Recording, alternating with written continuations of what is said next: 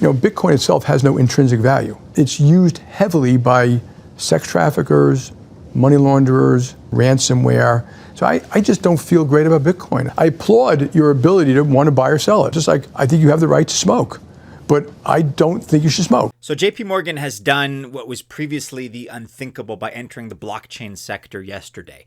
Their CEO, Jamie Dimon, was a major critic. If you've been around for more than just this cycle, you probably remember some of his quotes. He wasn't necessarily too harsh on blockchain technology itself, but certainly when it came to crypto, he had some negative opinions. Blockchain is real. It's a technology. We use it. It's going to move money. It's going to move data. It's efficient. We've been talking about that for 12 years too, and it's very small. Okay, so I think we've wasted too many words in that. Cryptocurrencies, there are two types. There's a cryptocurrency which might actually do something. Think of a cryptocurrency as an embedded smart contract in it, and that we can use it to buy and sell real estate and move data. That may have value. The idea of tokenizing things. Tokenizing things that you do something with. And then there's one which does nothing. I call it the pet rock, the Bitcoin or something like that. So let's better define this unthinkable move that just occurred. In cooperation with Chainlink and Ondo Finance, Connexus by JPMorgan went on-chain. It completed a novel cross-chain atomic settlement of tokenized treasuries. Connexus is JPMorgan's blockchain-based financial infrastructure unit. This exploded pretty heavily on X yesterday. It still fills the timeline today if you're browsing through Crypto X. Everybody and their dog seemingly is talking about it, and it is a big deal. And part of that is the hypocrisy that everybody loves to see. But for the most part, and more seriously, this is a strong validation of RWA as a sector, real-world assets, and would suggest that it's ready to take off as a sector. This brings bank payment rails to tokenized asset markets.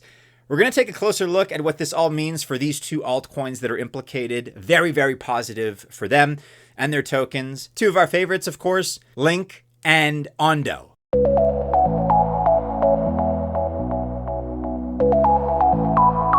Welcome to the channel. My name is Maddie and this is Altcoin Buzz. All the best of luck if you choose to invest, whether you're into RWA, these altcoins, other stuff, whatever. I wish you well. And when I say that, I am genuine. I hope you do very, very well.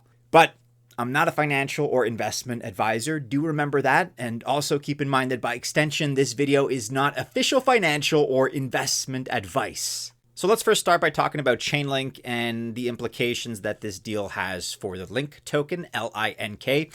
First and foremost, and as you probably know, Chainlink is an oracle, not just any oracle though, of course, it is the absolute and undisputed market leader. And the numbers here certainly speak for themselves because if we take a look at just the number 2 oracle in the space, that is Pyth, as measured by market cap.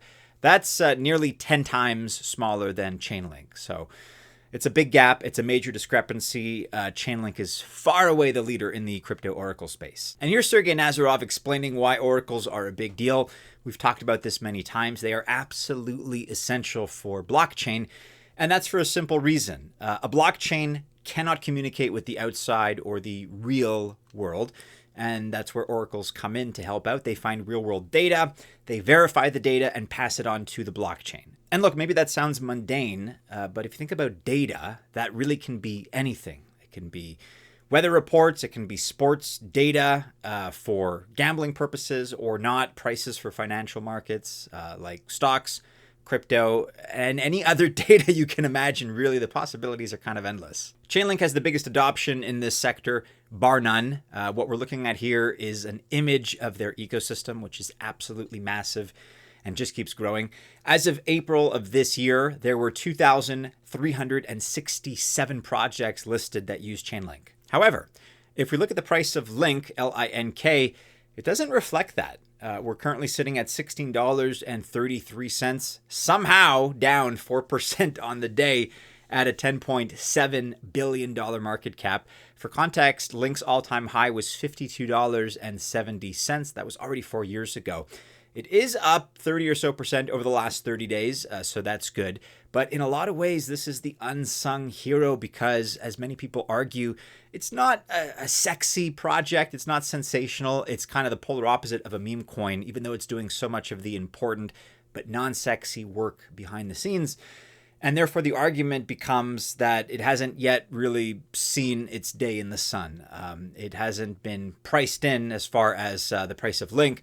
The price of Link has not yet caught up with just how important this project is. So will this JPMorgan news be a catalyst that we've all been waiting for to help catapult Link's price action further? Chainlink provided the infrastructure for the JPMorgan transactions, and we're big fans of Chainlink at Altcoin Buzz, myself in particular. So even though things are kind of quiet despite that pretty impressive news, yeah, I think we're going to see some positive weeks and months ahead for LINK. Ondo Finance is the second project implicated here in this JPMorgan deal. Ondo, ONDO, is the ticker. This is a project in a pure sense that is all about RWAs, or tokenized assets. Once again, with Ondo, we have the market leader in the RWA sector, if you exclude Chainlink and Stellar. But as I was just talking about in the case of both, their infrastructure plays, Ondo, on the other hand, here is a pure RWA play. Now, we have been covering Ondo quite a bit recently. You may want to catch up on some of the videos that we've put out. There's this one, for example. We talk about how many Ondo you're going to need to own to be a millionaire at the height of this crypto bull cycle. Or here's another one where I take a bit of a deeper dive into Ondo, the technicalities of it as a project, the specifics there. Check those out. I'll also link to them in the description below. Ondo is also seemingly every single day breaking into new all-time high territory when it comes to TVL. That is total value locked. It is now, as I record, at $1.181 billion. And this just means that institutions are actively putting their money into Ondo products. For example, their USDY and OUSG stablecoins. And for the recent transaction, by the way, the three projects used OUSG. This is a good product because short-term US treasuries back this stablecoin. And really, Ondo combines various factors. On one side, the openness of public blockchains, and then on the other, the compliance and security standards that institutions really do insist upon. The current price of ONDO, just like Link, unfortunately, is a little bit down on the day. We're sitting at just above 98 cents. An all-time high, for context, was $2.14.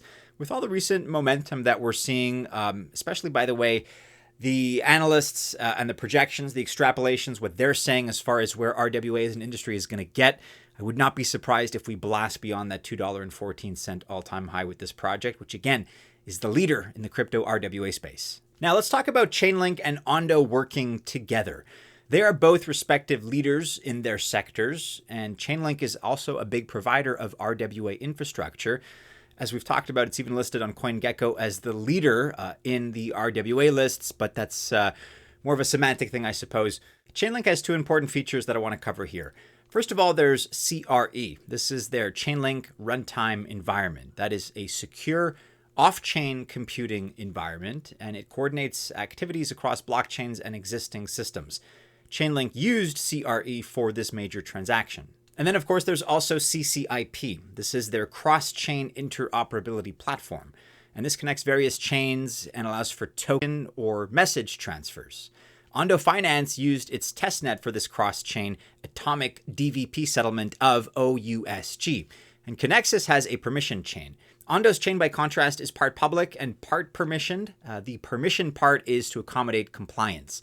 And so it's now going to start to look into more advanced DVP transactions and use cases. DVP, by the way, stands for delivery versus payment. That's a mechanism used for this transaction. It just makes sure that both parties fulfill their obligations concurrently, or payment goes first before delivery of the assets. It's kind of similar to what we do in crypto, since transactions cannot be reversed, so fiat payments must go first. Combining both their knowledge and their tech opens up a lot of new possibilities here, and surely it's going to help to better connect TradFi with DeFi.